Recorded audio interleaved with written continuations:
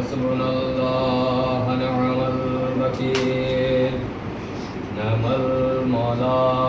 ونعم النصير أعوذ بالله من الشيطان اللعين الرجيم بسم الله الرحمن الرحيم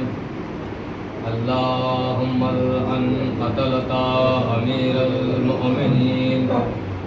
اللهم العن قتلة أمير المؤمنين اللهم العن قتلة أمير المؤمنين أما بعد إنا لله وإنا إليه راجعون عزادارہ میں جناب امیر المومنین یہ اداس چہرے یہ جھلکتی ہوئی آنکھیں اس بات کا ثبوت ہے کہ دنیا کا چراغ بجھ چکا ہے وہ جو ہدایت کا ایک سپر تھا اس کو ظالموں نے گرا دیا وہ قرآن جو بولتا ہوا قرآن تھا اس کو پارا پارا کر دیا آزادارو آج کا جو دن گزرا ہے ہمارے لیے تو ایک عام دن تھا مگر جناب زینب کے لیے یہ دن امام حسن کے لیے عام دن نہ تھا یہ دن عباس کے لیے عام دن نہ تھا آج پورے دن جناب سیدہ قبر میں ماتم کرتے رہے جناب رسول اللہ جنت میں گریا کرتے رہے ہاں کوئی ہے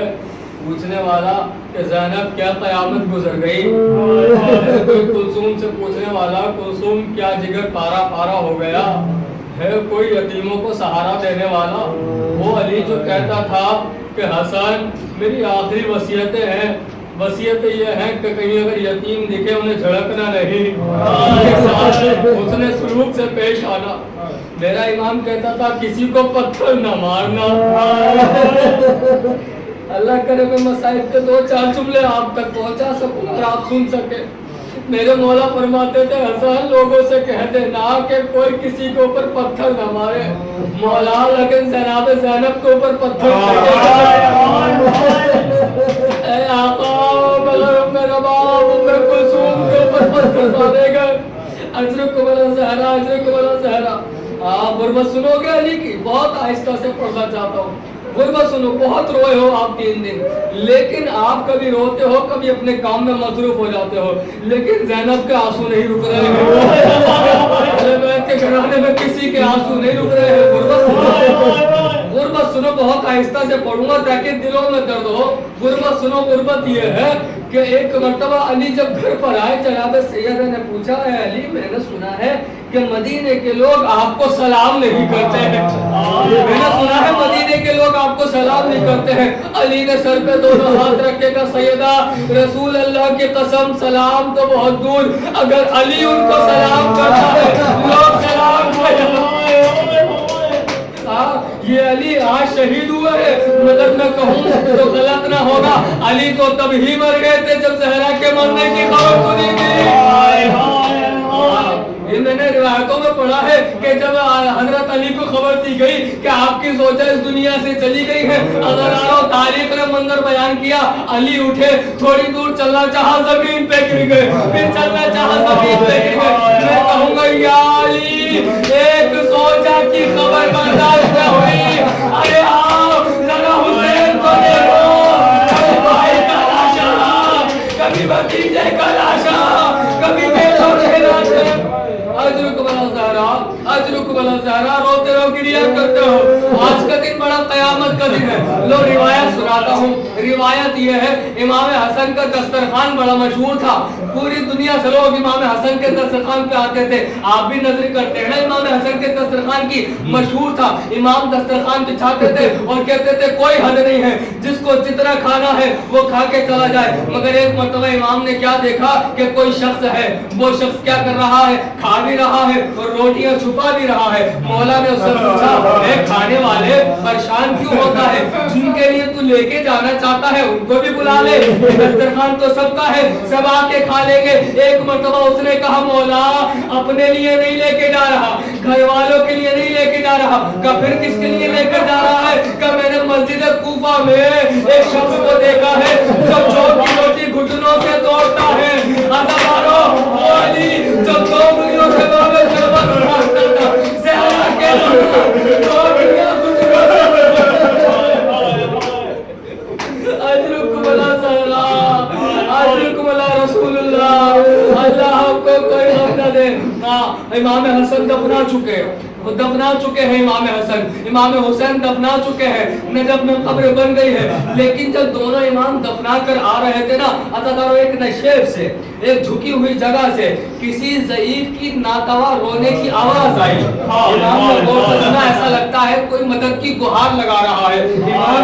रुक गए, एक मर्तबा वहां गए, जाने के बाद देखा कि एक बूढ़ा शख्स बैठा हुआ है, एक नाबीना शख्स बैठा हुआ है। पूछा क्या हुआ, तुम रो क्यों रहे हो? आखिर दरिया करने की वजह क्या है? हम इमाम हैं, हमको बताओ हम तुम्हारे किस काम आ सकते हैं? उसने कहा कि हमेशा मेरे पास आकर एक शख्स बैठा करता था, वो मेरे लिए खाना लाता था, वो मेरे लिए पानी लाता था, वो मेरे लिए दवा लेकर आता था। 3 दिन हो गए उसकी कोई खबर नहीं मिली है। जुमला सुनो, 3 दिन हो गए मगर उसकी कोई खबर नहीं मिली है। इमाम ने पूछा ये तो बता, अरे उसका हुलिया कैसा था, उसका चेहरा कैसा था? कहा मैं नाबीना हूँ, देख नहीं सकता, मुझे नहीं मालूम वो कैसा दिखता था। कहा अच्छा उसका नाम तो बता दे। कहा नाम भी नहीं मालूम। जब मैं पूछता था कि बंदा खुदा अपना नाम बता, तो वो कहता था ये समझ लो एक यतीम दूसरे यतीम के साथ, एक फकीर दूसरे फकीर के साथ अजरुकुम अला ज़हरा। अल्लाह बस 2 रिवायतें, बहुत छोटी छोटी 2 रिवायतें आपने हद तक अदा कर दिया। आप रो रहे हैं, बेतहाशा रो रहे हैं, अल्लाह आपको चला दे, जनाब सैयदा आपसे राजी हो जाए। बस 2 रिवायतें पढ़ूंगा। एक शख्स आया, आने के बाद जब दफन हो गए ना, एक शख्स आया, आने के बाद हमारे चौथे इमाम से सवाल करता है, कहता है मौला ए आका, ए वो करबला के सारे मजालिम अपनी निगाहों से देखने वाले, ए वो जिसने ज़ैनब का खुला हुआ सर देखा, खुला हुआ सर देखा, मौला माफ कीजिए मगर एक सवाल लेकर आया हूँ। आप पूछने वाले पूछ, तू क्या सवाल लेकर आया है? मौला इतना बता दीजिए, आपके बाबा हुसैन का सब्र ज्यादा बड़ा था या आपके दादा अली का सब्र ज्यादा बड़ा था? अगर आप तक इसका नतीजा पहुंच गया, रिवायत पहुंच गई, ना जाने कितनी देर तक आप रोएंगे। वो कहता है मौला ये बताइए, आपके बाबा हुसैन का सब्र बड़ा था या आपके दादा अली का सब्र बड़ा था? एक मर्तबा मौला रोने लगे, आंसुओं को पोंछते हुए कहा, मेरे दादा अली का सब्र बहुत बड़ा था, मेरे दादा अली का सब्र बहुत बड़ा था। वो कहता है मौला अकबर की लाश आपके बाबा ने उठाई है, आपके बाबा ने उठाए हैं, मौला सारी मुसीबतें आपके बाबा ने उठाई हैं, फिर सब्र आपके दादा का कैसे बड़ा हो गया? क्या सुनना चाहते हो तो सुनो। अब सुनो, जुमला सुनो। मौला कहते हैं अगर सुनने वाले तो सुनना चाहता है ना कि मेरे दादा का सब्र बड़ा है, ये मेरे बाबा का सब्र बड़ा है, तो सुन, मेरे बाबा की आरज़ू थी, बाबा को मालूम था बहन के सर से रिदा छीनी जाएगी, मालूम था सकीना को तमाचे लगाए जाएंगे, मगर हुसैन दुआ करते थे परवरदिगार मेरी जिंदगी में ऐसा ना हो, अरे ज़ैनब की रिदा छीनी मगर हुसैन की जिंदगी में ना छीनी, अरे तो सकीना को तमाचे मारे गए मगर हुसैन के सामने ना मारे गए, अरे मेरे बाबा से बड़ा मेरे दादा का सब्र है, जिनके शिकम है, जिनके सामने ये सोचा की पसलियां बोली, अरे दरवाजा गिरा मेरे दादा, मेरा दादा देखता रहा, मेरा दादा देखता रहा। मेरे सुनने वाले सुन, मेरे दादा का सब्र मेरे बाबा से बड़ा है, मेरे बाबा ने ऐसा ना देखा जो मेरे दादा ने देखा, मेरे दादा की निगाहों के सामने मेरी दादी को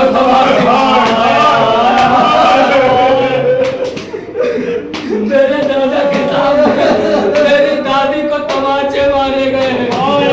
जनाब सैयदा पे कितना जुल्म हुआ। किसी ने पूछा اے مولا حسن آپ اس گلی سے کیوں نہیں جاتے ہیں؟ مدینے کی ساری گلیوں میں جاتے ہیں، کہ اس گلی میں وہ رہتا ہے جس نے میری ماں کو تماشا، مجھے برداشت نہیں ہے، جب بھی میں جاتا ہوں نا، جب بھی وہ جاتا ہوں نا تو مجھے اپنی ماں کے تماچے یاد آ جاتے ہیں۔ ایک جملہ سنو، ہندا تو آپ نے نام سنا ہے نا، ہندا آپ نے نام سنا ہے، ہندا وہ عورت تھی جس نے بڑا ہی ظلم کیا ہے۔ میں ایک اور روایت پڑھوں گا اس کے بعد، وہ جس نے بہت ظلم کیا ہے، عزادارو بنی امیہ کی سردار ہے، مگر اس نے جب اسلام قبول کر لیا، ہندا کے لیے مولا رسول اللہ نے فرمایا ہندا تمہارا اسلام قبول ہے، تم اسلام لے کر آ گئی، مجھے قبول ہے، لیکن ایک بات سنو، تو میرے سامنے نہ آیا کر۔ کہ کس لیے؟ کہ جب بھی تو میرے سامنے آتی ہے مجھے اپنا چچا حمزہ یاد آ جاتا ہے۔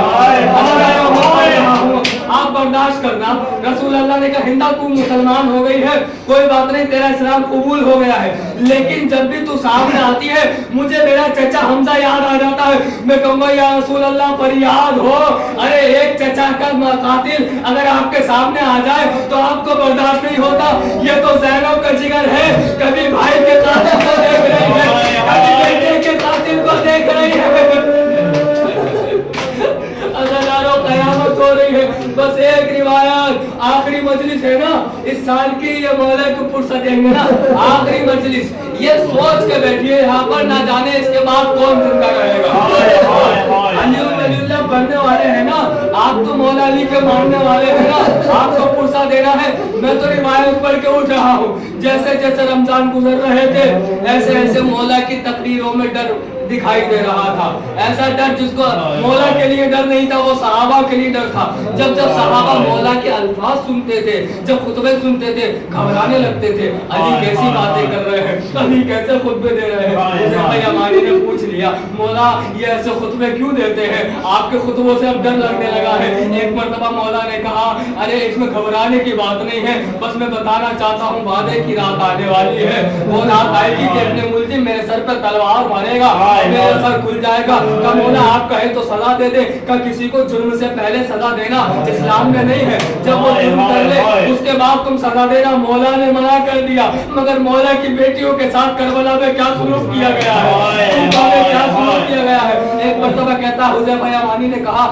اچھا مولا ایسی ہی بات ہے، آپ کے اوپر اگر مشکل آ رہی ہے مولا ہم آپ کے سپاہی ہیں، ہم جان دے دیں گے مگر آپ کو اکیلا نہ چھوڑیں گے، آپ کے اوپر آنچ نہ آنے دیں گے۔ حذیفہ یمانی نے آواز بلند کی، ایک صحابی ادھر سے کھڑا ہوا، ایک صحابی ادھر سے کھڑا ہوا، سب نے کہا مولا کو اپنے گھیرے میں لے لو، اور کہا مولا کو اکیلے کہیں نہیں چھوڑنا، علی بن ابی طالب کی جان خطرے میں ہے، ان کو کہیں اکیلے نہیں چھوڑیں گے۔ ایک مرتبہ علی نے کہا میں علی بن کر، میں امام بن کر حذیفہ یمانی کو اور تمام صحابہ کو یہ حکم دیتا ہوں جو اللہ نے نصیب میں لکھا ہے اسے کوئی مٹا نہیں سکتا۔ اللہ تم سب کو جزا دے کہ تم میرے لیے کھڑے ہو گئے ہو، مگر حکم خدا یہی ہے کہ مسجد میں شہید کر دیا جاؤ، تم واپس چلے جاؤ۔ ایک مرتبہ حذیفہ یمانی گھر آ گئے، زوجہ نے پوچھا آخر میرے والی و وارث اتنا کیوں رو رہے ہو، مسجد سے آنے کے بعد اتنا کیوں روتے ہو؟ آواز دی میرا مولا جانے والا ہے، میرا جانے والا ہے۔ اللہ جانے وہ کون سی رات ہوگی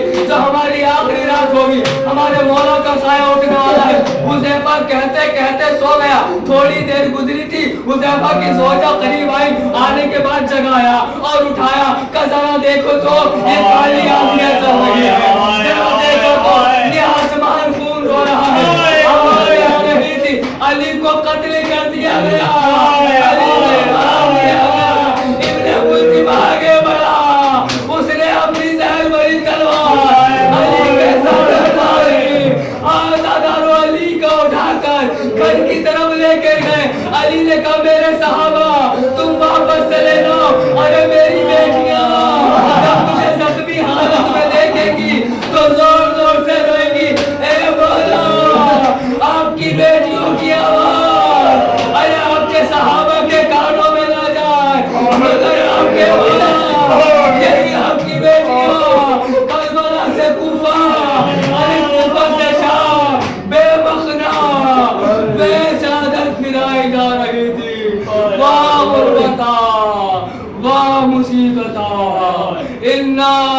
للہ و انا الیہ راجعون۔ ماتم